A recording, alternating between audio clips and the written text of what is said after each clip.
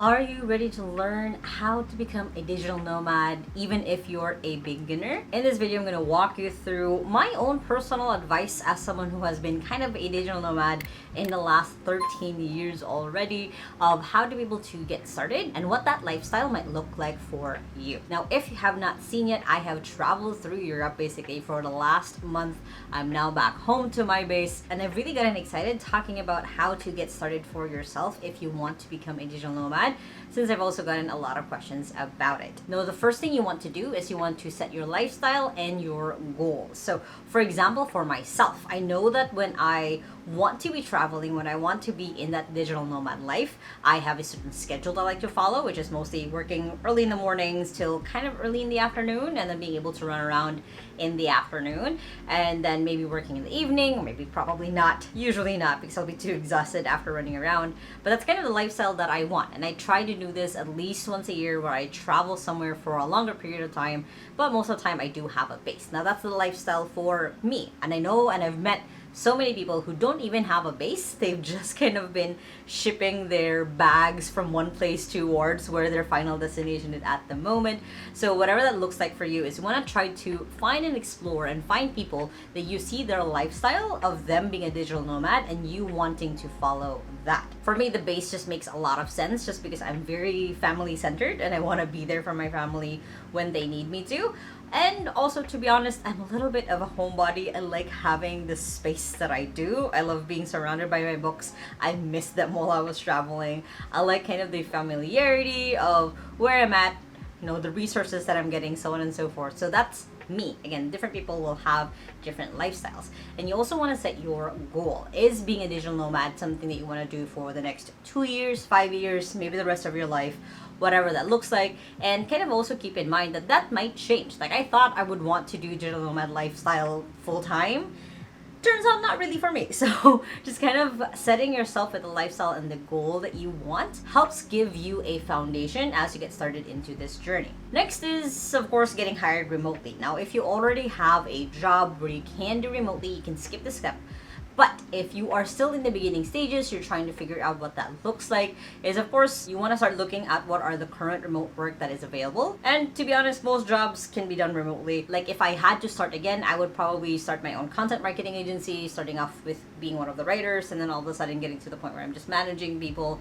But that is for me, just because I've been doing this for a while. I've been running my remote executive assistant agency, fully remote basically since the start. So whatever that looks like for you, just start looking at LinkedIn, just start looking at different maybe job sites for you or other places where you can find remote work. Make sure you update your resume, make sure you start applying and following up and making sure that you are well prepared for interviews, for researching for the company, what they do and how you can help, and basically looking at it from the point of view of like, hey, they have a problem. I am the person to solve it. I just can do it remotely. I don't have to be at the office to be able to do the work that they need me to do. Next is prepare your tools. So this is your physical tools basically, as when you are traveling, you essentially have to have an office in a backpack, whether you are going to be working in a co-working space or a cafe or at your hotel. You need to be able to set up your work office in a very straightforward way. So for example, for me, what's in my backpack when I'm traveling is, of course, first of all, I have my laptop. Second is I have this nifty Logitech keyboard and mouse pair that I bought as a set. I have a laptop stand, I have a mouse pad as well, and then depending on what I'm doing and how long I'm going to be gone, I'm probably bringing along this camera that I'm using to film this video right here. So depending on that, I'll probably also bring my camera stand, so it can look different for different people, but you have to kind of find what makes sense for you as you're traveling and what are the requirements for the job that you got. So other things that'll be in my backpack is, of course, my passport, my wallet, my earphones, because you don't want to be the one person who has a Zoom call going on and everyone else can hear what's going on. You want to make sure that you also have a travel adapter for the different kinds of plugs. Speaking of that, also making sure that you have the right cords for your laptop, for your cell phone, for whatever it is, for whatever other devices you might have. I've made the mistake before of forgetting the wire for my Apple Watch, and basically didn't have my watch for like 1 week, so that was terrible. So always make sure that you are bringing the things that you would usually need. Let's say if you were working in a coffee shop or a co-working space, you're just keeping in mind that now kind of the world is your co-working space as you're becoming a digital nomad. Next is you want to do a test run. So let's say you've already gotten the job, you already have some of the tools, go on for a week basically of doing a little bit of the digital nomad lifestyle. So for me, that could be a week on another island still in the Philippines, or it could be in another city. The point of it is, can you actually bring your work from one place to the other and not have it disrupt, not have it where you have to take a half day off because you traveled, not have it where you have to miss work. Can you actually do at least a week, or the best is honestly 2 weeks of testing out what your lifestyle looks like, if it matches what you have in your head and what you can actually do? Because you don't want it where you go ahead and plan like a month-long or 3-month-long trip through Europe and you don't even know if you can do the work that you need to get done remotely. This is also a good test for the devices that you might have. Let's say, oh, actually not in every single place that I go to has a really good internet and my phone data is not enough. Maybe I need a Wi-Fi booster, or maybe I need to buy a little device so I'm using this wherever I go. So whatever that looks like for you, that's why a test run is important.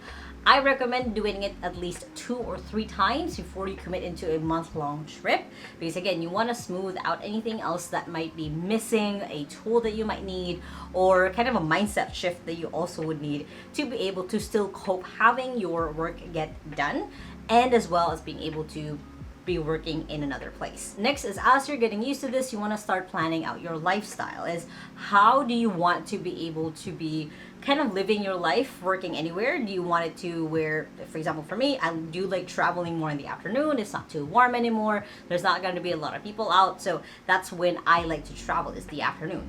You might want to travel in the morning, or you might just only be walking around the new area that you're in, maybe on the weekends or even just the evening. So isn't planning out what does that look like for you as you're starting to test this out, as you're starting to make it into a reality, because then you can start planning out your travel of what does that look like for you. So for example, in the next year, once I get married, I do want to be able to do a little bit of an extension of the once a year, kind of in a month kind of digital nomad lifestyle that I've been testing out. So I might do that for the next 6 months. So for me, I want to plan out where can I go, what visas would I need, how long can I stay in certain places, do they have internet, is there a cafe or co-working space that I can go to in case my own internet goes out. Basically start planning out backups and that lifestyle already and actually putting it into place. Maybe I'm going ahead and saving up for those trips of, I know what the flights are, I know how much the hotels would be, the daily expenses of that, which is basically kind of the expense that I have in my life. What does that look like converted to another currency because I'm living in another place,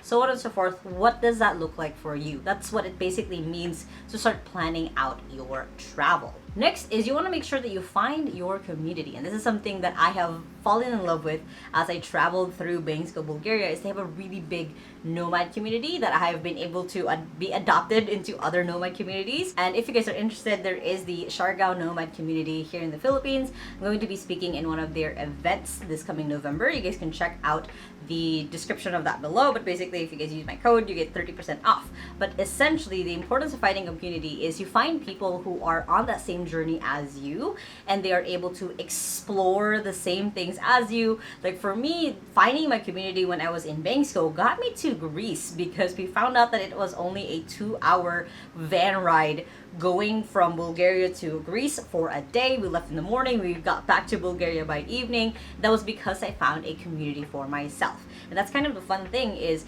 when you are a digital nomad, when you're traveling, especially if you're doing it solo, it can get really lonely. So building a community, even being adapted to different communities, different places that you go to, it kind of will feel a little bit less of that, like, oh, I'm just doing this by myself. That you have people who are on the same path, on the same journey, and probably would love to catch lunch with you, have a coffee with you, whatever that looks like, so then you guys can connect and share your life stories, so on and so forth. So I really encourage that when you're traveling to a new place, to a new city, a new country, is you find their digital nomad community so you can grow there as well and meet new friends, make new connections. And finally is to test and adjust. As you're now starting to, maybe you've done it a week or 2 weeks or 3 weeks, you've done it now for 6 months, is to test and adjust what actually makes sense for you. you. Again, for me, I thought I could do longer times of being a digital nomad. Turns out I like my home base too much. So I've chosen and picked the lifestyle for me. Again, some people will have different things. So as you are meeting a lot of these people in the communities that you are a part of, then you're starting to see what other possibilities there are for you. So you can, again, adjust and update your own lifestyle and goals and where you want to be in this journey as you're becoming a digital nomad. Now, if you guys like this video, make sure to hit the thumbs up button right there and comment below any questions that you might have in becoming a digital nomad. I would love to know and answer them. And if you still haven't yet, make sure to hit the subscribe button right there so you don't miss any of my videos every Sunday and Thursday on how to work from home and how to have a business from home, which you guys can check out those two playlists right here and the latest video right here. Hope you guys have an amazing day, and remember that small steps matters, and we'll see you in the next video. Bye!